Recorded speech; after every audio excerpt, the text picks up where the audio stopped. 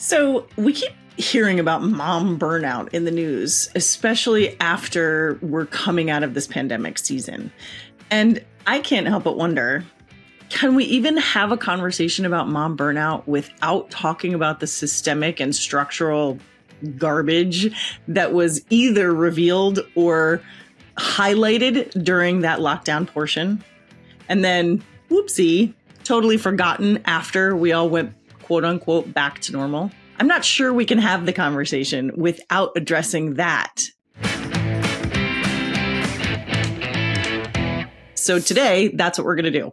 Talk about why the topic of mom burnout actually just makes me angry. So a couple weeks back, I was on the podcast for FemCity, which is an amazing international women's organization led by the just incredible Violet Deala. And she asked me on to talk about maternal mental health and potentially give some tips or tricks for healing burnout, because we had been talking in the news so much about mom burnout and specifically like women who are burnt out and specifically mom burnout. And I came prepared to discuss that. But instead, what actually happened as we started chit-chatting before we hit record and then decided, you know what, this is the direction we're going to go, is that we kind of shared our mutual rage, if you will, over this topic about how women are treated in the world, especially lately, about how women have been treated in the world, about how women are treated in the workplace, about the undue burden that's placed on women, especially caregivers of any kind, whether it's moms or caring for your aging parents or any of those things. The undue burden that's placed on women who also are trying to work outside the home. And the thing that sort of got me was this idea that we talk about women's burnout, we talk about burnout, we talk about women's burnout, we talk about mom burnout.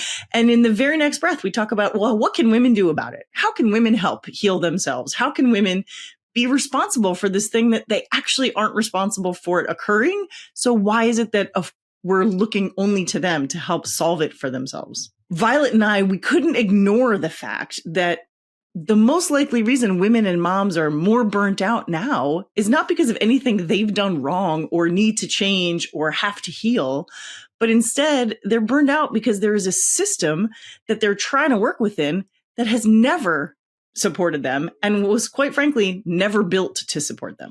So during the pandemic, all we could talk about, it seemed, well, I shouldn't say all. One of the things the media focused on was about how overburdened and unfairly so women were in this country specifically. Moms during the pandemic were expected to keep working their jobs, support the homeschooling of their kids, and don't even get me started on how overburdened teacher moms were during that period of time. But the point is, they were expected to manage the home, all the people in the home, the emotional well-being of all the people in the home, the physical health of all the people in the home, and continue to work their job as if nothing changed at all.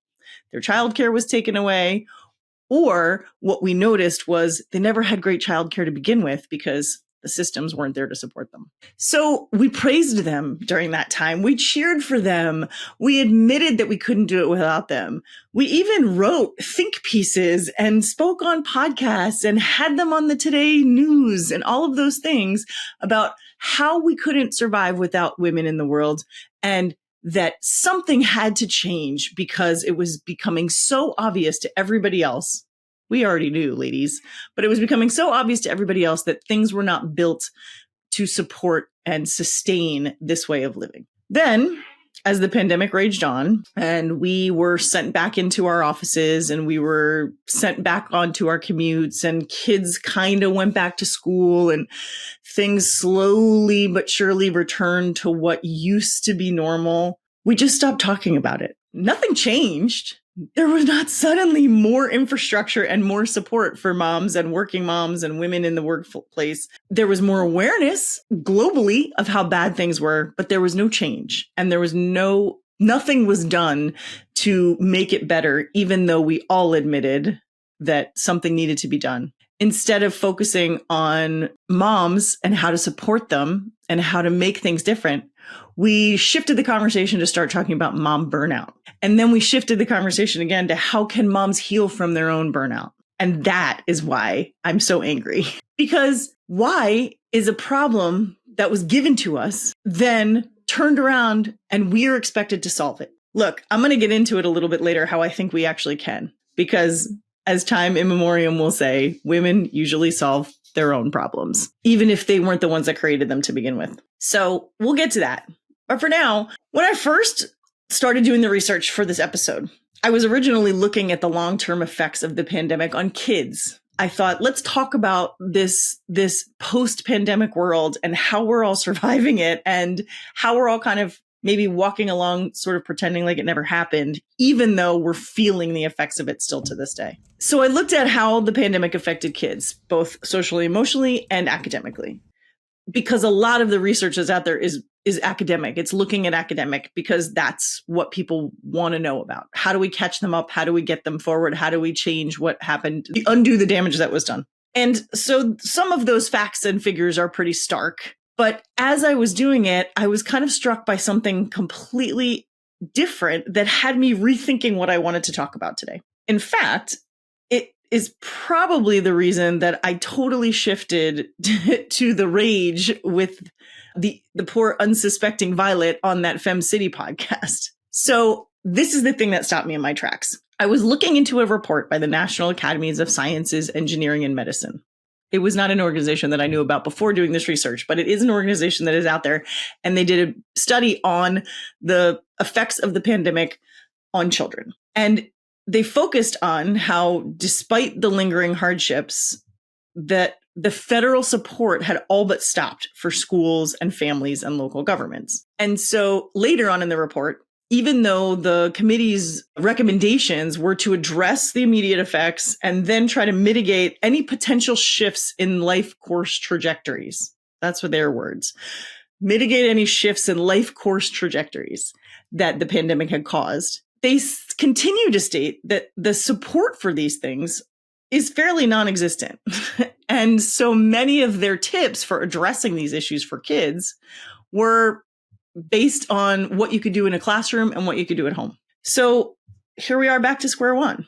Teachers and parents, the two groups that we spent the whole pandemic loudly recognizing as overtaxed and overburdened and unsupported. Here we sit in 2024 saying they're the ones that are supposed to fix all the problems for our kids. And all I can think is no wonder everyone is burned out, because they were already doing too much. And now, rather than recreate systems to help support them, we've just said, "Oh, we're sorry you're burned out. Maybe you could work on fixing that for yourself. Take control, be positive, do all the things you need to do to make yourself feel better." Even though we used to admit that the reason that you feel this way is our fault. The systems and the governments and the support that isn't there. Those are the reasons you feel burnt out, but you're expected to fix that. Look, I could do this for hours, just sit and sort of rage against the machine, if you will. But this podcast isn't about that. We are not here to simply state the problem and have all of you who are listening leave and feel worse than you did when you got here. I always want to try to include some part that's helpful. And I don't really love anything that focuses on only the doom and gloom. So I'm going to talk about another thing that was in this report, and that is protective factors. What did they notice in this pandemic time that seemed to have helped people either get through it or bounce back from it? And yes, the report was about kids, but truthfully, the protective factors feel pretty universal. But before I get to that, I want to reiterate that it absolutely stinks that once again, women are meant to take control of their own healing despite a lack of proper support. I've spent all month talking about moms. And in almost every one of the conversations that I've had, I try to give some sort of helpful tip. But I also want to acknowledge it really would be better if we didn't have to rely only on our own helpful tips for things to feel better and things to feel different. But that's the reality.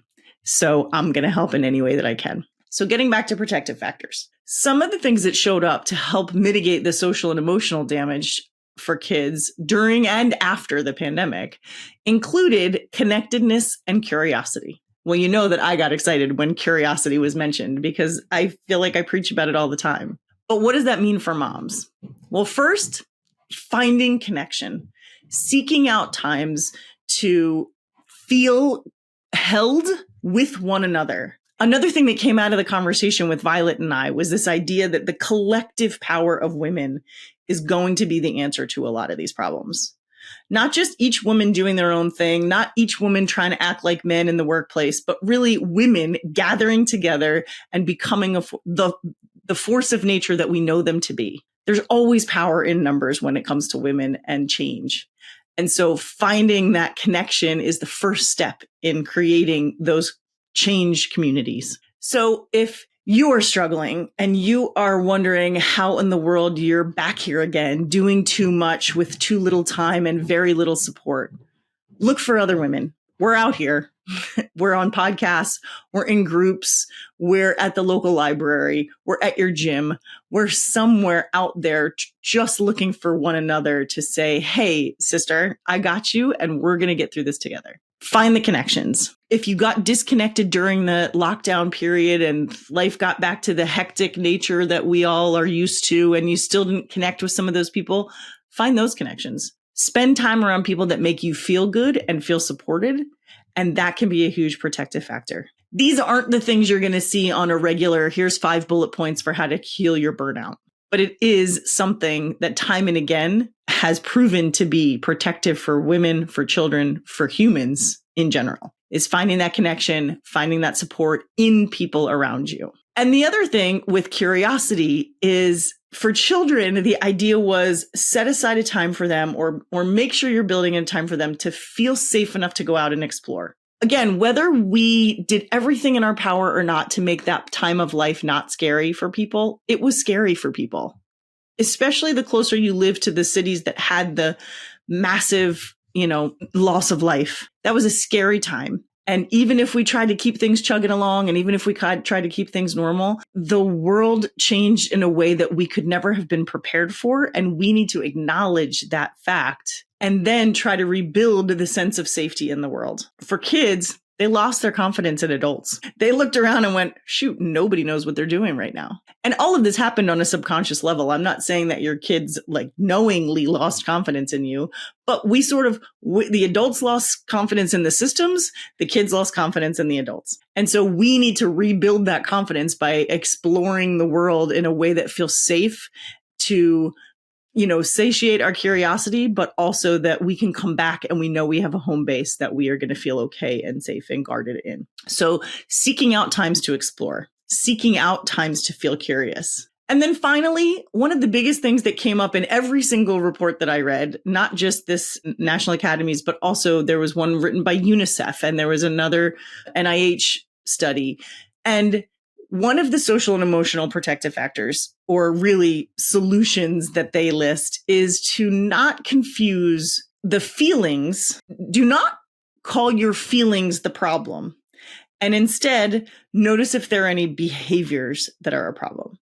So again, some of this, how do I heal my burnout? I think we need to back up a little bit and say, what are you even feeling? And why does it feel like you're supposed to fix that? Because if what you're calling burnout is frustration with the system, the rage that I just talked about, or the sadness over all that we lost during that time, or the overwhelm at all that you're still responsible for, if you're feeling those things, that's not a problem. That's reality. These things have happened to us, and it makes total sense that we would feel a certain way about it. But one of the things I've noticed, and I don't know if this is pre or post pandemic or just in general, but I've noticed that a lot of people will pathologize their feelings. They will come into my office and they will say, I think I'm depressed. I think I'm this. I think I'm this. When in reality, they have reasons to feel the way they're feeling in their lives, and they don't want to feel that way. So rather than call our sadness or our collective grief the problem, we need to acknowledge what it is. It's a collective grief. It's a collective overwhelm. It's a collective feeling based on what we've just been through. It is not necessarily a collective problem. So know the difference between how you're feeling or what you're feeling and if that feeling is causing you problems in your life. Because simply feeling it is not the problem. We know we're not supported, and feeling sad and frustrated about that does not mean there's anything wrong with us. So after I've just ranted at you for 20 minutes here. I want to leave you with a little bit of hope. As I was digging through some of these research studies on kids and how to heal, and then subsequently how to heal burnout, even though what it really did was cause me to question the whole thing altogether, it also led me to notice the same thing that happened in the conversation with Violet and I, which is this: women are powerful, and women together can create a whole bunch of change. And the hopeful part is that there are a lot of women out there right now already doing it. So find them, get connected, find the support that you need, even if it's not all the support you need, because we can acknowledge that that probably doesn't exist. But if you're feeling alone, if you're feeling isolated, if you're feeling like you might be the only one going through something,